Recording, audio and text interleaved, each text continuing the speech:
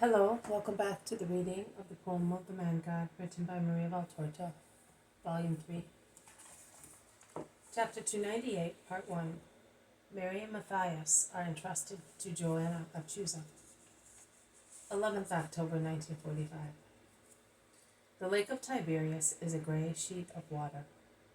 It looks like tarnished mercury, so heavy it is in the dead calm, which allows just the resemblance of tired waves, which are not successful in making foam, and stop and calm down after making a slight movement, mingling with the dull water under a dull sky. Peter and Andrew, James and John, around their respective boats on the little beach of Bethsaida, are preparing to sail. There is a smell of grass and wet earth, and a light mist on the green stretch towards Chorazin. November gloominess lies heavy on everything. Jesus comes out of Peter's house, holding by the hands Matthias and Mary, whom Porphyria has tidied up with motherly care, replacing Mary's little dress with one of Margian's. But Matthias is too small to have the same treatment, and he is still shivering in his little faded cotton tunic, so much so that Porphyria, who is always so full of pity, goes back into the house and brings out a blanket in which he envelops the child as if it were a mantle. Jesus thanks her while she kneels down in taking leave, and then withdraws after kissing the two orphans once more. Just to have children, she would have taken these two as well, remarks Peter, who has been watching the scene, and who in turn bends to give the two children a piece of bread spread with honey, which he had aside under a seat of the boat. Andrew laughs at him and says, "You wouldn't, would you? You even stole your wife's honey to make these two happy." "Stole? It's my honey." "Yes, but my sister-in-law is jealous of it, because it is for Margia. And since you are aware of that, last night you stole into the kitchen, barefooted like a thief, and took enough of it to prepare that bread. I saw you, brother, and I laughed, because you were looking about like a child who is afraid of his mother's slaps." "You horrible spy," replies Peter, laughing and embracing his brother, who kisses him, saying, "My dear big brother." Jesus watches them and smiles frankly, standing between the two children who eat up their bread. The other 8 apostles arrive from Bethsaida. Perhaps they were the guests of Philip and Bartholomew. "Quick!" shouts Peter, and he embraces the two children together to take them into the boat without getting their bare feet wet. "You are not afraid, are you?" he asks them while he paddles in the water with his short, strong legs, bare to about a span above his knees.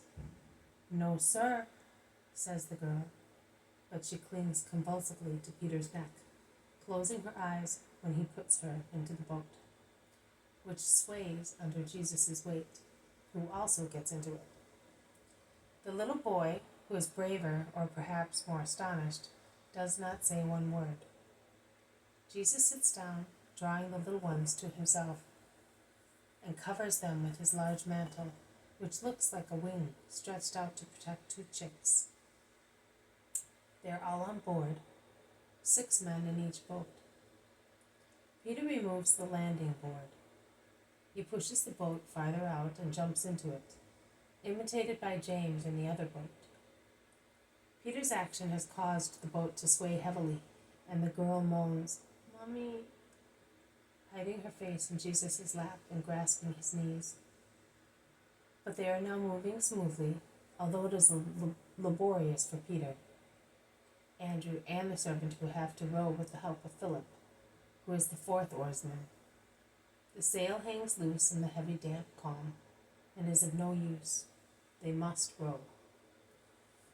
"We are having a good row," shouts Peter to those in the other boat, in which the Iscariot is the 4th oarsman, and Peter praises his perfect rowing. "Come on, Simon," replies James. "James, row with all your might, or we shall beat you. Judas is as strong as a galley slave." "Well done, Judas." "Yes, we will make you the head of the crew," confirms Peter, who is rowing as hard as 2, and he laughs, saying, but you will not succeed in beating Simon of Jonah's record. When I was 20 years old, I was already first oarsman in competitions among villages. And he joyfully gives the stroke to his crew. Heave ho! Heave ho! Their voices spread in the silence of the lake, deserted in the early morning. The children pluck up courage again. Their emaciated faces look up from under the mantle, one on each side of Jesus, who embraces them, and they smile faintly. They take an interest in the work of the rowers and exchange comments. I seem to be going in a cart without wheels, says the boy. No, in a cart on the clouds, look. We seem to be walking in the sky. Look, we are climbing on a cloud, says Mary when she sees the prow of the boat plunge into a spot which mirrors a huge woolly cloud, and she laughs faintly. But the sun dissipates the mist, and although it is a wan autumn sun, the clouds become golden, and the lake mirrors them, shining. Oh, how beautiful! We are now going to a fire. How lovely! Exclaims the boy, clapping his hands. But the little girl becomes silent and bursts into tears. They all ask her why she is weeping. She explains, sobbing, Mother used to say a poem, a psalm, I don't know, to keep us quiet, that we might be able to pray even with so much grief. And the poem mentioned a paradise which will be like a lake of light, of a gentle fire, where there will be nothing but God and joy, and where all those who are goodwill go after the Savior has come. This golden lake reminded me of it. My mummy. Matthias also is weeping, and everyone pities them. This has been a reading from The Poem of the Man-God, written by Maria Valtorta, Volume 3. Chapter 298, Part 1. Mary and Matthias are entrusted to Johanna of Chuza. Thank you for listening. I will see you tomorrow. May God bless you, and may peace be with you.